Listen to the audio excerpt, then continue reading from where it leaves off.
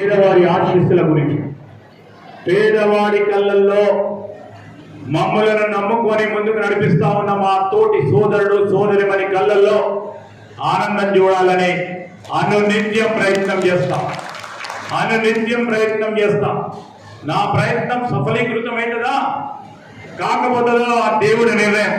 కానీ నా ప్రయత్నం తప్పకుండా చేసే కార్యక్రమం తీసుకుంటా, కార్యాచరణ భాగంలోనే ముందుకెళ్తా. నేను చెప్పేది, నేను చేసేది ఈరోజు ప్రతి అడుగు కూడా తెలుసో తెలియకరో చిన్న పొరపాట్లు జరిగితే దాన్ని సవరణ చేసుకొని ముందుకు తీసుకెళ్లే ప్రయత్నం చేస్తాం. నేను అనేక సందర్భాల్లో చెప్పిన, నేను మంత్రిగా ఉన్నప్పుడు చాలా మంది నా పైన ఆధారపడి ఉన్న వాళ్ళు వ్యక్తిగతంగా కూడా పనులు కావాలని వస్తారు. ఒక ప్రయత్నం చేస్తా, అయితే కాదు ఆ దేవుడి ఇచ్చ.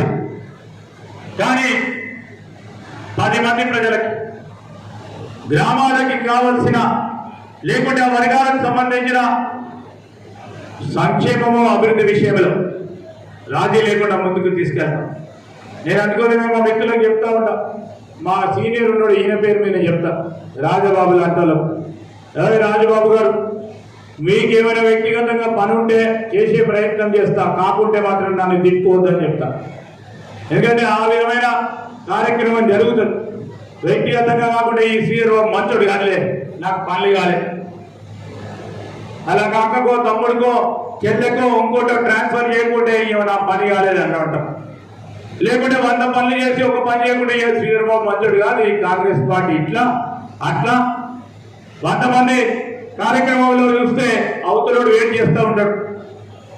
ఇక దొరికిండ్రా ఒకడు మరి పట్టుకుందామని ఆ ప్రయత్నంలో పోతా ఉంటే పోయింది. అట్లాంటి వాళ్ళు ఎంతమంది ఉంటే ఏం లాభం అని శ్రీశైలం నవ్వుతావు. ఈరోజు నేను చెప్తా ఉన్నా, ఏది పట్టించుకొని కూడా మంచి చేసే కార్యక్రమాలలో అనునిత్యం నా వెంబడి ఉండి ఇబ్బందులు ఉన్నప్పుడు కూడా నాకు తెలుసు. నేను మొదటిసారి ప్రతిపక్షంలో ఉన్నా, మళ్ళా తెలంగాణ రాష్ట్రం వచ్చిన తర్వాత ఒకసారి ఓడిపోయినా, మరొకసారి ప్రతిపక్షంలో ఉన్నా. 15 సంవత్సరాలు, ఈ 26 సంవత్సరాల కాలయంలో ప్రతిపక్షంలో ఉండి కూడా ఈరోజు ఈ ప్రాంతానికి సంబంధించిన అభివృద్ధి విషయంలో నన్ను అనేక సందర్భాల్లో మా నాయకత్వం కానీ మా ముఖ్యమంత్రులు కానీ ఈ ప్రాంతానికి సంబంధించి ఎప్పుడు ఏది అవసరం ఉన్నా కళాశాలలు కావాలి, స్కూళ్ళు కావాలి, యూనివర్సిటీ చేయాలి, ఇంజనీరింగ్ కాలేజ్ తేవాలి అని ఆలోచన చేస్తున్నప్పుడు నిత్యం నన్ను ముందుకు తీసుకెళ్ళా. మా నాయకత్వాన్ని కూడా ఈ సందర్భంలో వారికి కూడా కృతజ్ఞతలు చేస్తాను. నేను మీ అందరికీ మనవి చేస్తా ఉన్నా, మనమందరం కలిసి నడుపుదాం. ఈ ప్రాంత అభివృద్ధికి కృషి చేసే ప్రయత్నంలో పెద్దలందరి సహకారంతో ముందుకు తీసుకెళ్లే కార్యక్రమం తీసుకుందామని మీ అందరికీ మనవి చేస్తూ, ఇప్పుడు ఈ కాటారం మండలంలో ఒక మినీ స్టేడియం శంకుస్థాపన చేయబోతా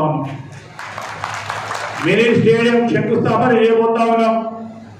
ఆ కార్యాచరణ భాగంలోనే మరి షటిల్ బ్యాడ్మింటన్ కు సంబంధించిన నేను రాష్ట్ర స్థాయి అధ్యక్షుడిగా ఇక్కడ దాని పరంగా కూడా ఒక స్టేడియం నిర్మాణం చేయడం జరుగుతుందని ఇదే మండల కేంద్రంలో అతి త్వరలో మాదేపురం కూడా ఓ ఇండోర్ స్టేడియంని మరి ఇవ్వబోతా ఉన్నాం. నేను మా ఒక్క ఎంపీ గారిని అడిగిన నిధులు ఇవ్వాలి మా మాదేపురం, రేపు మాపో వచ్చిన తర్వాత మాట్లాడదాం అనుకున్నా. కానీ ఈరోజు ఈ వర్ధంతి సందర్భంలో అక్కడ డిగ్రీ జూనియర్ కళాశాలలు స్థాపించి రేపు మొత్తం స్కూల్స్ అన్నిటి కూడా ఒక ప్రణాళిక సిద్ధం చేసుకొని పోతా ఉన్నాం.